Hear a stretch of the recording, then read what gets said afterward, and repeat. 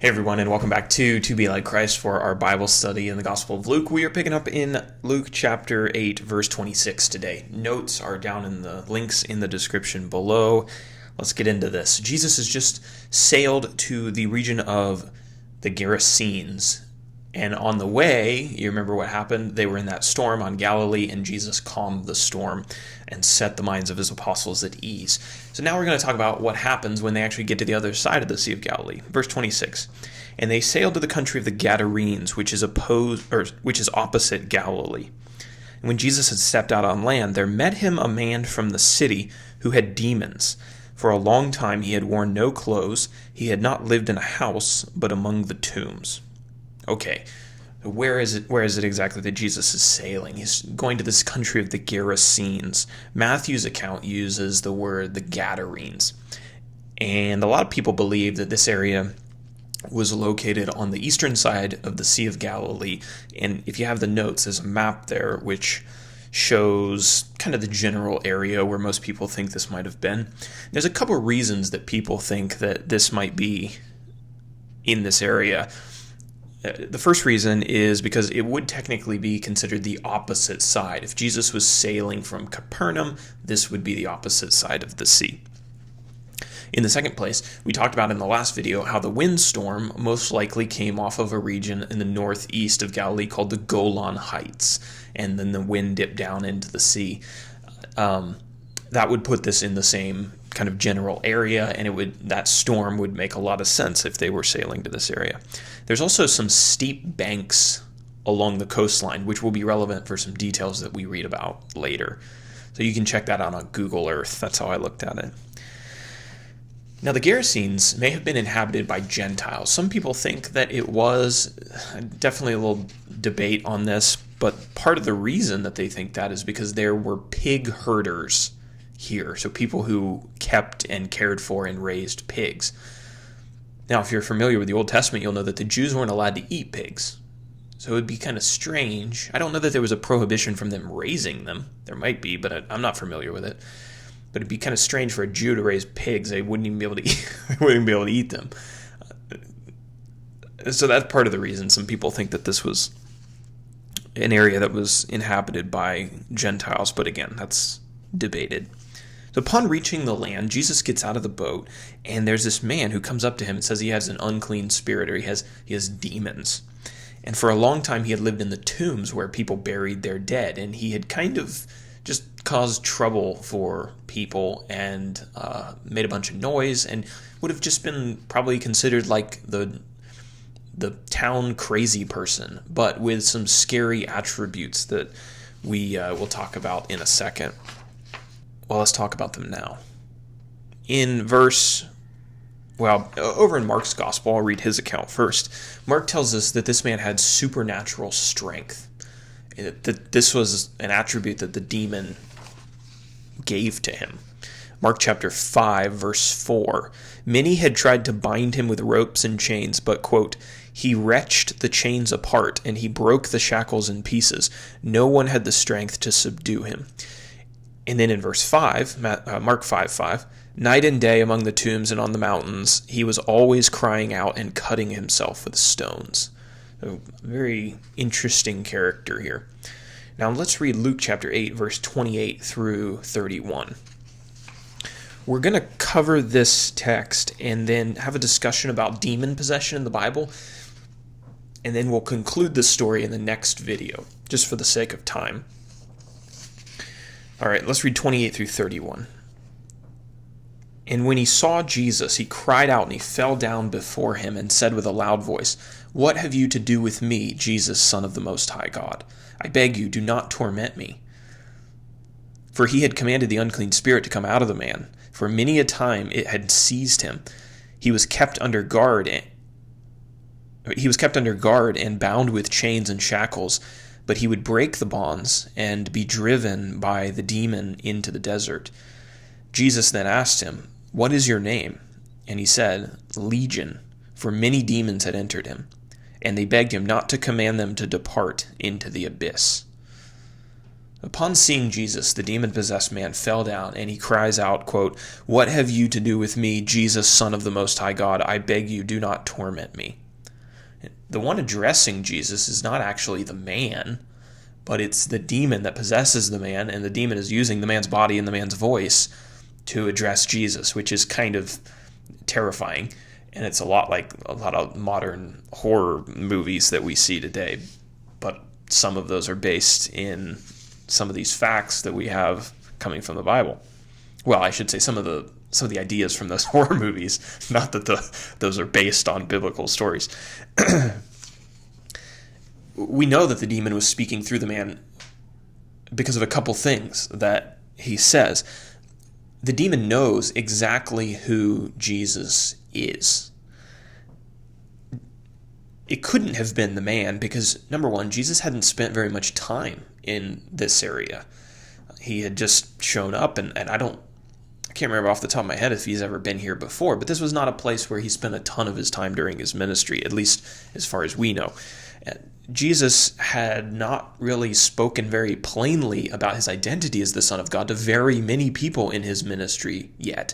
And yet this man runs up to him, and the demon knows exactly who Jesus is. So how is that the case? Well, obviously, the demon has knowledge of Christ, and he's speaking through the man. When responding, Jesus doesn't use another reason that we know that the demon was speaking through the man is because Jesus addresses the demon when he responds to the man. He doesn't address the man himself. In verse 30, Jesus asked the demon what its name was, and the demon responded, Legion. Mark's account records kind of the haunting response of, "My name is Legion, for we are many." A legion in the Roman army consisted of around 5,000 men. We don't know exactly how many demons were inside this man or how that even works, but there are many, a multitude. So there's all of these demons inside of him, but they're speaking through this one representative voice. The demon then says something really interesting. He begs Jesus not to send them into the abyss. And we'll talk about that phrase in the opening of tomorrow's video. But I wanted to take this opportunity. I think this is probably the best opportunity that we have to discuss demon possession in the Bible, what the Bible tells us about it, what it doesn't tell us about it. Is it the same as, do we see it today? And so let's have a little short discussion about that. So demon possession in the Bible. This is a topic that I've heard even among what I would consider to be conservative churches and churches that I would align myself with in some ways. And this is a debated topic. Like, I've heard plenty of people who I would agree with on a multitude of things have stark differences over what they believe about demon possession and whether or not it still exists and what exactly it is and was. And so anyway, we don't know all the details that our minds might be curious about when we have this discussion. And I think it's important, first of all, just to recognize that God doesn't give us a book of the Bible that's meant to explain demon possession and all the details surrounding it. If he wanted to, he could have, but that isn't really the thrust and the main theme of the Gospels. That's not really what God wants us to focus on, and so he doesn't include a lot of detail.